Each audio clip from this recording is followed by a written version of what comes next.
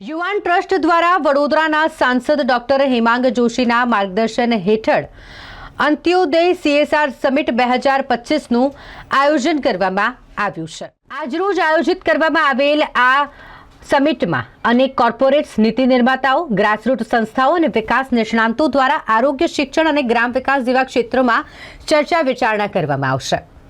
આરોગ્ય, શિક્ષણ અને ગ્રામ વિકાસ ક્ષેત્રોમાં વિકાસશીલ પ્રમાણભૂત પ્રથાઓ અને પરિણામોનું મૂલ્યાંકન થીમ સાથે આ સમિટનું આયોજન કરવામાં આવ્યું છે।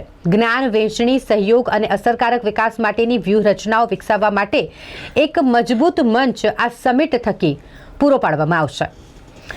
અંત્યોદય CSR સમિટ 2025 સામાજિક વિકાસના મુખ્ય પ્રેરકોને એક મંચ પૂરું પાડશે, જેથી CSR પ્રયાસો ખરેખર અંત્યોદય અંતિમ વ્યક્તિના કલ્યાણ સુધી પહોંચે અને સમાજ માટે ટકાઉ પરિવર્તન લાવી શકે, જેથી કરીને તેનું આયોજન કરવામાં આવ્યું છે।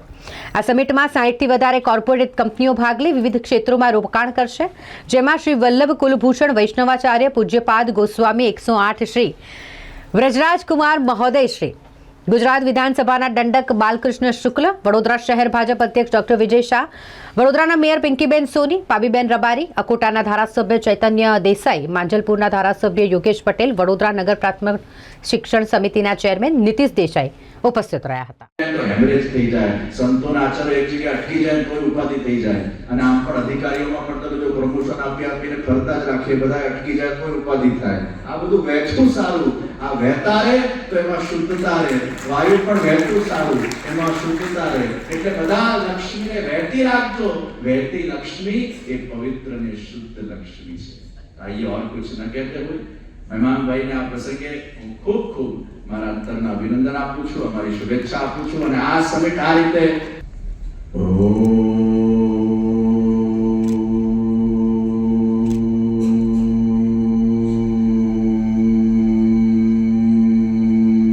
વધારે સ્ટેપ વેલ તમને વડોદરાની આજુબાજુમાં જોવા મળે, 7 ફ્લોર સુધી ડીપ હોય એવા સ્ટેપ વેલ પણ વડોદરામાં છે, અને આ સ્ટેપ વેલના રિસ્ટોરેશન એ પણ હેરિટેજના સંદર્ભમાં સૌથી મહત્વનું છે।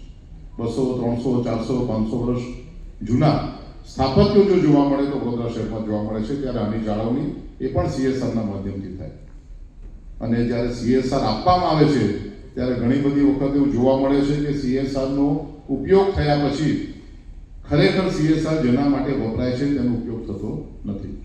માન્ય રંજનભાઈ અહીંયા, અમારા સુપ્રિન્ટેન્ડન્ટ અહીંયા બેઠા છે, SSG હોસ્પિટલ માટે 10, 12, 15 કરોડ રૂપિયાના ખર્ચે PDIRના માધ્યમથી દર્દીઓના સંબંધીઓને રહેવા માટેની સગવડ ઊભી કરવામાં આવી। 4 મહિના, 6 મહિના, 8 મહિના સગવડ ચાલી, 1.5 વર્ષીય સગવડ બનશે। તો જ્યારે CSRના ફંડનો ઉપયોગ થાય ત્યારે જે ટેકર છે એમને એવું ધ્યાન પણ રાખવું જોઈએ કે જો કોઈ કારણસર એનો બરાબર ઉપયોગ નથી થતો તો એ ક્રિમિનલ વેસ્ટેજ ઓફ મની છે। પૈસા લોકોના જ છે, પ્રોફિટમાંથી એ પૈસા આપે છે કારણ કે સરકારનો એ મેન્ડેટ છે, પરંતુ જ્યારે સરકારના મેન્ડેટમાંથી લીધેલા પૈસાનો યોગ્ય ઉપયોગ થતો નથી ત્યારે હું માનું છું કે સમાજ એને માફ કરતું નથી। આવનારા સમયમાં ફરી જ્યારે તમે CSR લેવા જાઓ ત્યારે સંસ્થાઓ પૂછે છે કે અમારા આપેલા પૈસાનું શું થયું, તો માનું છું કે જે લોકો બેનિફિશિયરી છે એમણે આ સંદર્ભમાં પણ વિચારવું જોઈએ। અને આજે સાંજે જ્યારે આ CSR સમિટ પૂર્ણ થશે ત્યારે વડોદરા શહેરને લગતા પ્રશ્નોના સંદર્ભમાં lifestyle or the change in the lifestyle for each and every populace of this country is a very much necessity. Some years back, we heard that a new train was launched from say Bombay to Goa, and on the day of the launch itself, all the screens and all the video screens and all the talkables and the microphones all got lifted away. Even a few seats on the first class bogies were taken away. So the mentality today, after 90 years of British rule, so where do we stand? Shall we be considered always as a developed country, a developing country?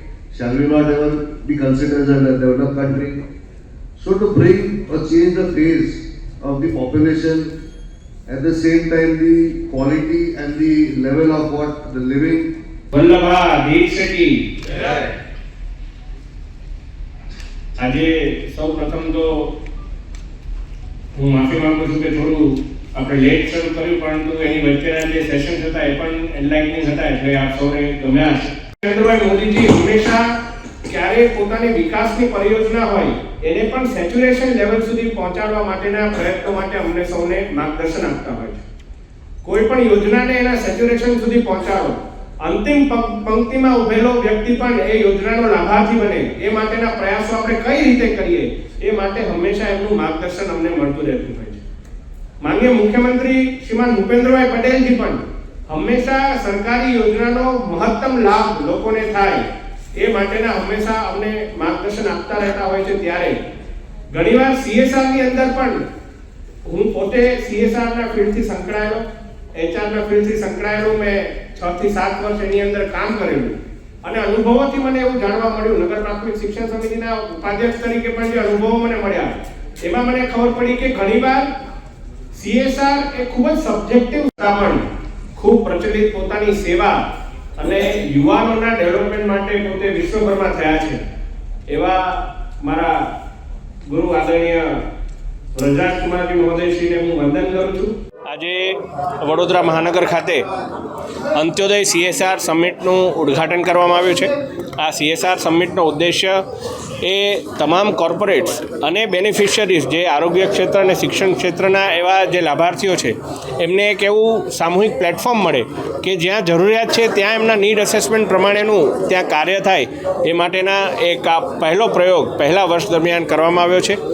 આના ઉદ્ઘાટન સત્રમાં આદરણીય વ્રજરાજકુમાર મહોદયશ્રી ઉપસ્થિત રહ્યા હતા.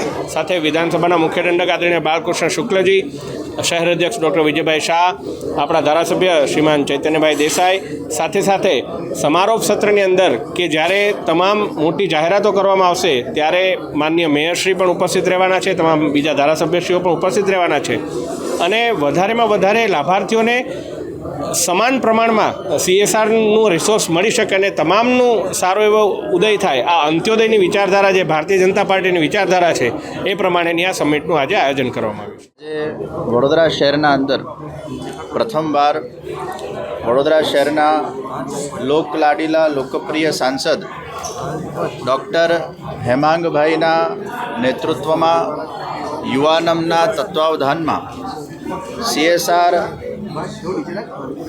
સમિટનું ખૂબ સુંદર આયોજન કરવામાં આવ્યું. અનેક NGO અને કોર્પોરેટ રેપ્રેઝેન્ટેટિવ્સ આજે જોડાયા છે. દાન કરવું એ આપણા બધાનું એક કર્તવ્ય છે, પણ એ દાન યોગ્ય જગ્યા ઉપર જાય અને દાન કરવા માટેના પણ યોગ્ય ઓપ્શન્સ કોર્પોરેટ કંપનીઓને પ્રાપ્ત થાય તે હેતુથી આ એક સુંદર આયોજન વડોદરા શહેરમાં પ્રથમવાર જ કરવામાં આવ્યું છે. ડૉક્ટર હેમાંગભાઈ જોશી સાંસદના સાથે ગુજરાત વિધાનસભાના દંડક બાલુભાઈ શુક્લ, ધારાસભ્ય ચૈતન્યભાઈ, ડૉક્ટર વિજયભાઈ શહેર પ્રમુખ એ પણ ઉપસ્થિત રહ્યા હતા. આ પ્રસંગે ડૉક્ટર હેમાંગભાઈ જોશીને હું ખૂબ અભિનંદન આપું છું કે એમને આ વિચાર મનમાં પ્રગટ થયો, એ વિચારને એમને ખૂબ સારી રીતે એક્ઝિક્યુટ કર્યું છે. યોજકસ તત્ર દુર્લભ આયોજન કરવાવાળા લોકો ઓછા હોય છે, ત્યારે એક સરસ પ્લેટફોર્મ કોર્પોરેટ રેપ્રેઝેન્ટેટિવ્સને અને NGOને એમને જે વડોદરા શહેરના અંદર પ્રદાન કર્યું છે, મને નિશ્ચિત વિશ્વાસ છે કે આ કાર્યક્રમથી વડોદરા શહેરના વિકાસના અંદર આ બધા જ CSR ફંડિંગનો સારી રીતે આરોગ્ય ક્ષેત્રે, શિક્ષણ ક્ષેત્રે, એન્વાયરમેન્ટલ ક્ષેત્ર અને અન્ય ક્ષેત્રોના અંદર ઉપયોગ કરવામાં આવશે, જેનાથી વડોદરા શહેરના વિકાસને પણ બળ પ્રદાન થશે. ફરી એકવાર સાંસદશ્રીને ખૂબ અભિનંદન. કોર્પોરેટ સોશિયલ રિસ્પોન્સિબિલિટી સમિટનું આયોજન માનનીય યુવા સાંસદ ડૉક્ટર હેમાંગભાઈ જોશીના માધ્યમથી કર્યું છે. વડોદરા શહેરમાં આજુબાજુના PSU, મલ્ટીનેશનલ કંપની અને અન્ય સંસ્થાઓ જે પ્રોફિટ કરે છે એ પ્રોફિટનો એક નાનો ભાગ એ હંમેશા CSR તરીકે વાપરે એવા કેન્દ્ર સરકારના મેન્ડેટમાં કઈ જગ્યા પર આ ફંડનો ઉપયોગ થવો જોઈએ એના સંદર્ભમાં વડોદરા શહેરના બેનિફિશિયરી, ખાસ કરીને આરોગ્ય અને શિક્ષણ સાથે જોડાયેલા બેનિફિશિયરી અને જે સંસ્થાઓ ફંડ આપે છે એ બધા જ લોકોને એક મંચ પર એકત્રિત કરવાનો જે પ્રયત્ન કર્યો છે ડૉક્ટર હેમાંગભાઈ જોશી અને સમગ્ર ટીમને ખૂબ અભિનંદન આપું.